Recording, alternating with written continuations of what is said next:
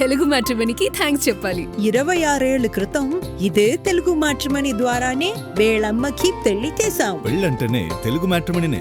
రామ్నాథ్ గారు, ఒక బహిరంగ వేదిక అయినా సరే, క్యాబినెట్ భేటీ అయినా సరే, సీఎం గారు తన హుందాతనాన్నో లేకపోతే తన పదవి స్థాయినో మర్చిపోతున్నారా? క్యాబినెట్ భేటీలో కూడా ఈరోజు మాట్లాడుతున్నారు, గొడ్డలి పార్టీ అని, కిల్లర్ పార్టీ అని, మీరంతా ప్రచారం చేయాలని, అమరావతిని అడ్డుకుంటున్నటువంటి పార్టీ ఇది అని మాట్లాడేస్తున్నారు. అసలు ఏంటి, ఒక ఎజెండా సెట్ చేసుకున్నారా వచ్చే ఎన్నికలకి ఇది ఒక కిల్లర్ పార్టీ అని, గొడ్డలి పార్టీ అని ప్రజల్లోకి తీసుకెళ్లాలని? ఈశ్వర్ గారు, మీకు జూపూడి ప్రభాకర్ గారికి అలాగే జూపూడి ప్రభాకర్ గారికి పుట్టినరోజు శుభాకాంక్షలు. నాగార్జున యాదవ్ గారికి నమస్కారం, సాక్షి ప్రేక్షకులకి నమస్కారం. మనం బాగా గమనిస్తే ఒక విషయం ఇక్కడ అర్థమవుతోంది ఈశ్వర్ గారు, సాధారణంగా ఎప్పుడైనా సరే అవతల పార్టీ మీద బురద చల్లేయండి అని ఏదన్నా ఒక పార్టీ అధినేత చెప్పినప్పుడు ఆ రహస్యంగా పార్టీ అంతర్గత సమావేశాల్లో చెప్పి వదిలేస్తారు. కానీ చంద్రబాబు నాయుడు గారు ఆ విషయం చెప్పారని చెప్పి తెలుగుదేశం పార్టీకి అనుకూలమైన పేరున్న మీడియా సంస్థలు, పత్రికలు పెద్ద ఎత్తున రాస్తూ ఉన్నాయి. చంద్రబాబు నాయుడు గారు వైసీపీని గొడ్డలి పార్టీ అని ప్రచారం చేయండి అని చెప్పారు, మీరంతా ఫాలో కాండి అని చెప్పి బహిరంగంగా పత్రికల్లో రాస్తున్నాయి. నిజంగా వైసీపీ అలాంటి పార్టీ అంటే మళ్ళీ ప్రత్యేకంగా చంద్రబాబు నాయుడు గారు ప్రతి మీటింగ్ లో ఎందుకు చెప్పాలి? ఇక్కడ చంద్రబాబు అంటే లేనిది చెప్పేటప్పుడు గట్టిగా చెప్పాలి, ఒక గొంతుతో చెప్పడం కన్నా 10 గొంతులతో చెప్పాలి, 10 మందితో రాయించాలి, 10 ఛానల్లో డిబేట్లు పెట్టించాలి. అప్పుడు ప్రజలు నమ్మేటటువంటి అవకాశం ఉంటుంది కదా, పదే ఒకే విషయాన్ని, ఒక అబద్ధాన్ని చెప్పడం ద్వారా. చంద్రబాబు నాయుడు, ఈశ్వర్ గారు, చంద్రబాబు నాయుడు గారితో రాజకీయం అనేది చాలా కష్టం, చాలా ఓపిక ఉండాలి. అంత ఓపిక, అంత కష్టం పడలేకే ఈ రాష్ట్రంలో చూడండి మొత్తం అన్ని పార్టీలు కూడా సరెండర్ అయ్యాయి. జగన్మోహన్ రెడ్డి మాత్రమే సుదీర్ఘ కాలం పాటు ఫైట్ చేస్తున్నారు. దాంతో తెలుగుదేశం పార్టీ చంద్రబాబు నాయుడు గారు వైసీపీని గొడ్డల పార్టీ అని ప్రచారం చేయండి అని చెప్తున్నారంటే దానికి తెలుగుదేశం పార్టీ వాళ్ళు గర్వపడాల్సిన అంశం కాదు, బాధపడాల్సిన అంశం. ఎందుకంటే 2 ఏళ్ళు అధికారంలో ఉన్న తర్వాత ఈ రోజు మళ్ళీ గొడ్డల పార్టీ ఎలాంటి ఎజెండాలు పెడుతున్నారు, రేపు పొద్దున ఎలక్షన్ ఎజెండాలో ఇది కూడా పెడతారు. నిన్న మాట్లాడుతున్నారు చంద్రబాబు నాయుడు గారు, జగన్మోహన్ రెడ్డి సింగయ్య అనే వ్యక్తిని కారుతో తొక్కించారు, దస్తగిరిని హత్య చేశారు. ఇవి ఎక్కడైనా కానీ జగన్మోహన్ రెడ్డి గారికి సంబంధం ఉన్నాయా? ఒక ముఖ్యమంత్రి స్థాయిలో ఉన్న చంద్రబాబు నాయుడు గారు ఈ విషయాలు మాట్లాడచ్చా? అంత ప్రధానంగా మాట్లాడచ్చా? కానీ మాట్లాడుతున్నారు ఏంటంటే ఒక వృద్ధుడు వ్యూహాన్ని అయితే మొదలు పెట్టారు. చంద్రబాబు నాయుడు గారు వైఎస్ఆర్ కాంగ్రెస్ పార్టీకి ఒక పెద్ద పరీక్ష పెడుతున్నారు. ఇప్పుడు చంద్రబాబు నాయుడు గారు పదే గొడ్డలి పార్టీ, జగన్మోహన్ రెడ్డి సైకో, దస్తగిరిని చంపారు, సింగయ్యని చంపారు, ఇవన్నీ మాట్లాడుతుంటే 1 సారి 2 సార్లు 3 సార్లు చెప్తారు మాకు సంబంధం లేదు, ఎలా చెప్తారు మీరు, ఇది అవాస్తవం అని ఆధారాలతో సహా 1 సారి 2 సార్లు 3 సార్లు చెప్తారు.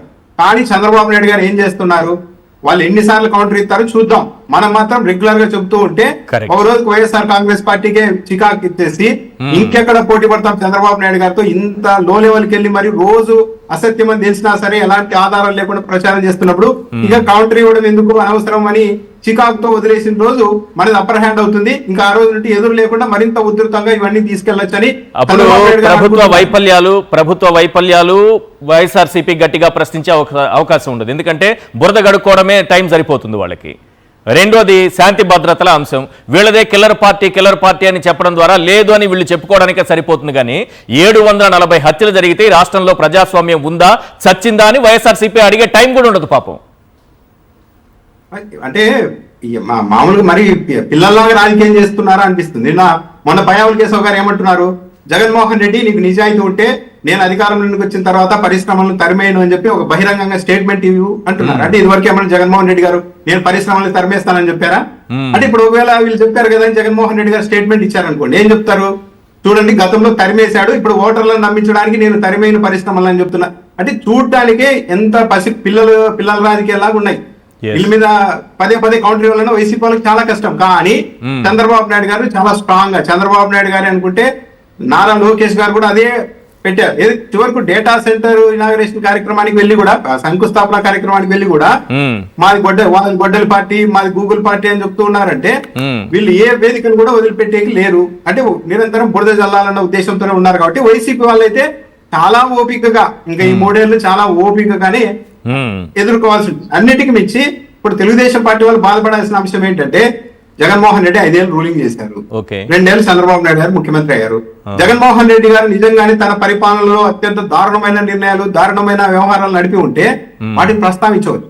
అవి కాకుండా 2 ఏళ్ళు అధికారంలో ఉన్న తర్వాత సింగయ్య కారు కింద పడ్డాడు, దస్తగిరిని కడపలో ఎవరో చంపేశారు అని మాట్లాడుతూ ఉన్నారు అంటే జగన్మోహన్ రెడ్డి పరిపాలన అనేది చాలా పర్ఫెక్ట్ గా 100% ఎక్కడా కూడా లూప్ హోల్ లేకుండా ఎలాంటి లోపాలు లేకుండా చేశారు. దాని కారణంగానే చంద్రబాబు నాయుడు గారికి ఇంకో పరిపాలన విషయంలోనో వెల్ఫేర్ విషయంలోనో వైసీపీని కౌంటర్ చేసే ఉద్దేశం లేక ఛాన్స్ లేక ఈ స్థాయికి వచ్చారన్నది అర్థమవుతుంది. నిన్న చంద్రబాబు నాయుడు గారు 3 మాటలు మాట్లాడారు. ఒకటి ఏంటంటున్నారు చూడండి, బాగా గమనించండి. ఏమన్నంటే డబ్బులు వస్తుంటే అడ్డుపడుతున్నారు, లేఖలు రాస్తున్నారు, కోర్టుల్లో పిటిషన్లు వేస్తున్నారని చెప్పారు. ఇప్పటి వరకు ఆంధ్రప్రదేశ్ హైకోర్టులో highest record, all time record ఏంటి అంటే జగన్మోహన్ రెడ్డి గారు ముఖ్యమంత్రి అయిన 2019లో ముఖ్యమంత్రి అయితే 2020 ఆగస్టు అంటే దాదాపు ఏడాదికే 320 ప్రజా ప్రయోజన వ్యాజ్యాలు వేశారు. జగన్మోహన్ రెడ్డి ఏ నిర్ణయం తీసుకున్నా సరే హైకోర్టులో వెళ్ళడం ఆల్ టైమ్ రికార్డ్. ఇప్పటికీ కూడా బ్రేక్ అవడం లేదు. అంత స్వల్ప కాలంలోనే 320 పబ్లిక్ లిటిగేషన్లు పడ్డాయి అంటే తెలుగుదేశం పార్టీ వాళ్ళు ఇళ్ల పట్టాల మీదే 1150 కేసులు వేశారు సార్ కోర్టుల్లో. ఇళ్ల పట్టాల ఈరోజు జగన్మోహన్ రెడ్డి ప్రభుత్వం నిర్ణయం తీసుకుందంటే చూస్తుండండి 2 రోజుల్లో కోర్టులో పిటిషన్ పడుతుందని బహిరంగంగా మాట్లాడుకునే పరిస్థితి నడిచిందాం. ఇవన్నీ చేసి వైసీపీ వాళ్ళు కోర్టుల్లో ఇస్తున్నారు అని చంద్రబాబు నాయుడు గారు మాట్లాడుతున్నారు.